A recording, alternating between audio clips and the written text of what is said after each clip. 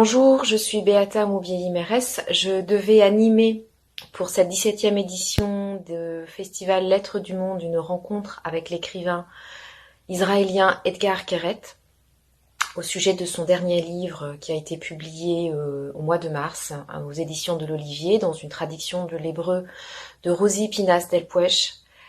Etgar Keret, c'est l'enfant terrible des lettres israéliennes. C'est vraiment un des spécialistes mondiaux de la microfiction.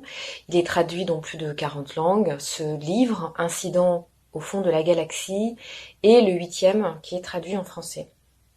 C'est un livre qui est plein d'humour, de poésie, mais aussi de désespoir. Il y a une vingtaine de nouvelles. Et dans chacune, qu'elle soit longue ou courte, Etgar Keret a l'art de toujours prendre son lecteur par surprise. Et cette fois-ci, il le fait aussi en faisant une incursion du côté de la dystopie, du fantastique. Il y a des histoires incroyables.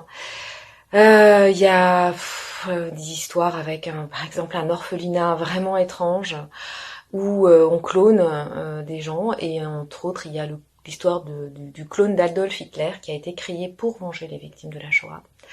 Il y a une autre histoire qui m'a beaucoup touchée qui s'appelle « Ne fais pas ça », avec un père qui se promène avec son petit garçon. Et là, il voit un homme qui est sur le point de se jeter du toit d'un immeuble.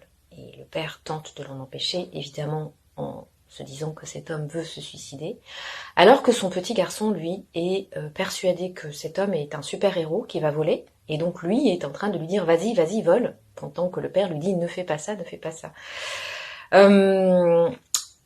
Alors, que dire si ce n'est que, en ces temps troublés, où tout semble compromis, ces textes qui se moquent du sens même de l'existence, je dirais, vont vous faire voyager dans la galaxie.